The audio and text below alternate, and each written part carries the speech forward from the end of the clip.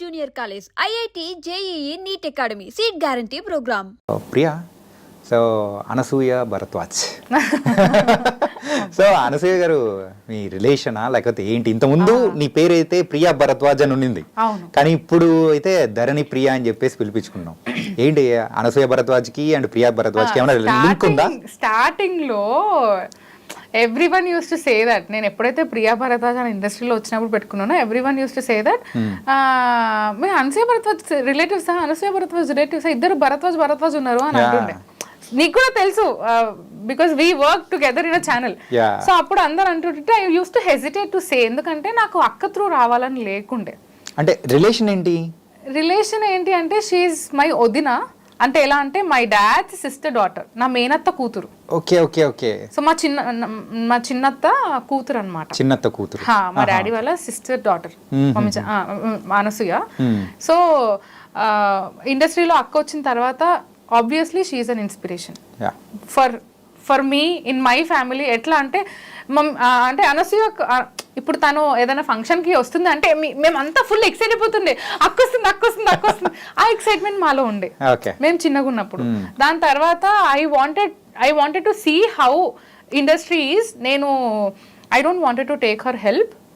నేను ఇండస్ట్రీకి వచ్చిన దాని తర్వాత కూడా చాలాసార్లు వి మెట్, మేము కలుస్తూనే ఉంటాము, ఫ్యామిలీ ఫంక్షన్స్ అయినా సరే కలుస్తూ ఉంటాము. అక్క వాజ్ వెరీ గుడ్. అండ్ ఇప్పుడు నాది ఏదైతే మూవీ రిలీజ్ అవుతుందో షీ సెడ్ నా వల్ల అయినా హెల్ప్ నేను చేస్తాను డెఫినెట్లీగా అని అన్నది. సో అట్లా అక్క ఒకసారి షోలో వెళ్ళినప్పుడు ప్రియా భరద్వాజ్ ఏంటి అని అన్నది. అయితే నేనన్నా నా పేరు ధరణి ప్రియా కదా అక్క, సో జనాలకి ధరణి అని చెప్తే ఎక్కట్లేదు, ధరణ ఏం పేరు అని అంటున్నారు. సో దాని తర్వాత నుంచి నాకు అనిపించింది ప్రియా భరద్వాజ్ అని పెట్టుకుందామంటే, అమ్మ నాన్న నీకు అంత మంచి పేరు ఆలోచించే పెట్టుంటారు కదా, సో ఆ పేరుని పక్కన పెట్టి ఆ పేరుని ఎందుకు విలువ ఇవ్వట్లేదు అన్నట్టు అక్క అన్నదనమాట. And then after the moment she said that, దాని తర్వాత నా ఫేస్బుక్ కానీ ఇన్స్టా ఐడి కానీ అన్ని కూడా ధరణి ప్రియాకి మారిపోయింది. అలా మార్చేసేసుకున్నాం. సో నా పేరు ఏంటి ధరణి, ఆ పేరు. దాని తర్వాత దసరా మూవీలో ధరణి అనగా హీరో పేరు. దాని తర్వాత మన ఇది కూడా ఉంది కదా ధరణి పోర్టల్, అది వచ్చిన తర్వాత కూడా జనాల్లో ఇంకా ధరణి అనేది వెళ్ళిపోతుంది. And now people pronounce it good, Dharani. So I love my name now. So ఎప్పుడైతే అనసూయ గారు చెప్పారో అప్పటి నుంచి నువ్వు కూడా మార్చుకొని రిలీజ్ అయ్యి. అంటే నాకెప్పుడు ఆ థాట్ రాలేదు, బట్ అక్క ఎప్పుడైతే చెప్పిందో I felt like yes, what she said is correct కదా. నీకు ఏదైతే పేరు పెట్టారో అది ఏదో ఆలోచించే పెట్టుంటారు ఆ పేరు అమ్మా నాన్న నీకు. సో ఆ పేరునే నువ్వు పక్కన పెట్టేస్తే ఎలా? ప్రియా ఏంటి ప్రియా, ధరణి ప్రియా అంటే భూమి ప్రియమైనది. ప్రియమైనదే అందుకే మరి హైదరాబాద్ లో బాగా ప్రియమైనది. ఉట్టి ప్రియమైనది అంటే ఏంటి? ఉట్టి ప్రియా అని పెట్టి ప్రియమైంది ఏంటి? నువ్వు ప్రియమైనది, నువ్వెవరు? నువ్వు ధరణివి. నీకు అంత ఓర్పు సహనం ఉంది ఇంకా ఇండస్ట్రీలో సర్వే. అది నిజం కాదులే కానీ ఈ మాట మాత్రం వాళ్ళకి చెప్పి స్పెషల్ గా చెప్పించాలి. నాకు నిజంగానే పేషెన్స్ ఎక్కువ ఉందా, బట్ 10 years అవుతుంది ఇండస్ట్రీకి వచ్చి. ఏం సాధించిన చెప్పు? ఏం సాధించావు అని అనుకోవడం కంటే ఈ స్థాయికి వచ్చావు, ఇంకా చేయాల్సింది చాలా ఉందని అనుకుంటే that was different thing. There is a lot to do. Yeah. And ఇంకో విషయం చెప్పు, యాక్చువల్గా అనసూయ గారిని చూసే నువ్వు ఇన్స్పైర్ అయ్యి ఫీల్డ్లోకి వచ్చావా లేకపోతే ఓన్గా అలా ఏమైనా అనిపించిందా? నేను స్టార్టింగ్లో బీటెక్లో ఉన్నప్పుడు, అంటే అప్పటికే అనసూయ అక్క was in to the industry నేను బీటెక్లో ఉన్నప్పుడు. దాని తర్వాత మేము ఎప్పుడు అంటే తను అంటే సాక్షిలో చేసినప్పుడు, మా మ్యూజిక్లో చేసినప్పుడు, ఎప్పుడైతే తనది షో ఉంటుందో we use to SIT in front of TV. ఇప్పుడు అక్క వస్తుంది అని ఒక ఎక్సైట్మెంట్లో ఉంటుండే. I have seen that excitement and I want my relatives to feel the same excitement when I come on the screen. So అదొకటి ఉంటుండే. దాని తర్వాత అయినా she so pretty, she so beautiful అని ఒకటి ఉంటుంది కదా. అరే ఐసా హోగే ఉస్కో, షీ ఇస్ బ్యూటిఫుల్ అంతే. She has taken that beautiful అనేది తను తీసుకెళ్ళిపోయింది, మళ్ళీ డిక్షనరీలో లేదు అది బ్యూటిఫుల్.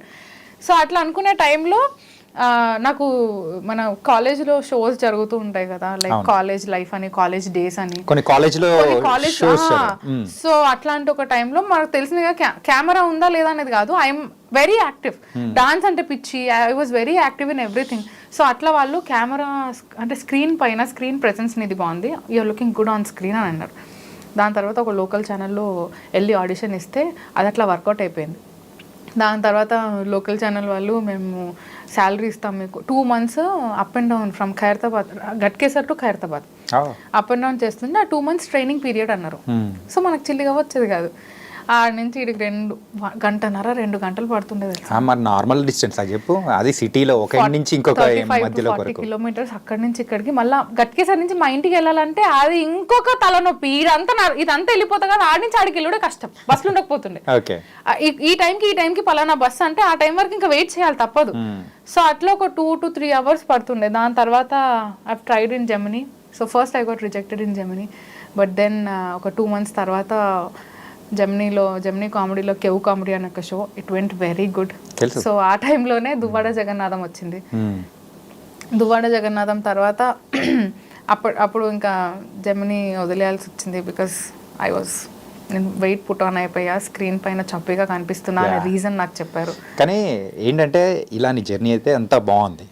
కానీ ఏంటంటే స్టార్టింగ్ మన షో స్టార్టింగ్లోనే నువ్వైతే నేను ఆల్రెడీ ప్రెగ్నెన్సీగా ఉన్నప్పుడు ఇలా అని చెప్పేసి ఉంటే అబ్బా నేను ఒక కట్ పాయింట్ చెప్పేసుకొని నీకు మ్యారేజ్ అయిందని చెప్దామని అనుకునే లోపలే నాకు ఛాన్స్ అనేది లేకుండా చేసేసావు నువ్వు.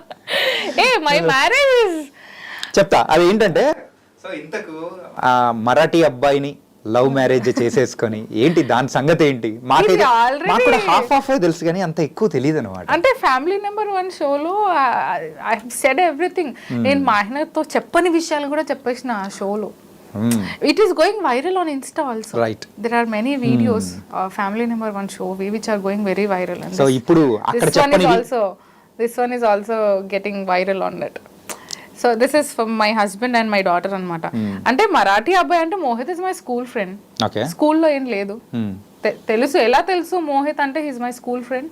దాని తర్వాత కాలేజ్ టైంలో మేము కలిసాం. బీటెక్ టైంలో he was doing degree, I was doing BTech. ఆ టైంలో కలిసాం మేము. And when it turned in to love అనేది తెలియదు. బట్ ఫర్ ప్రతి ఒక్క సిచ్యువేషన్లో మోహిత్ వాజ్ విత్ మీ.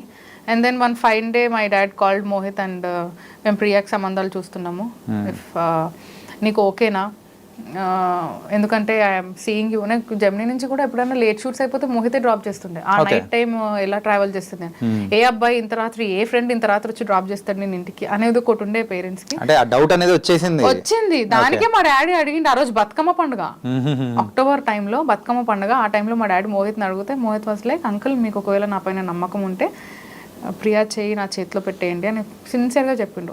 దాని తర్వాత నేను కొద్దిసేపు రూమ్లో వచ్చిన, మా డాడీ అన్నాడు మోహిత్ పైన ఏంది నీ ఒపీనియన్ అంటే, మోహిత్ పైన ఏంది నా ఒపీనియన్, మేమిద్దరం మంచి ఫ్రెండ్స్. నాకేం తెలుసు మా ఆయన రివీల్ అయ్యిండని.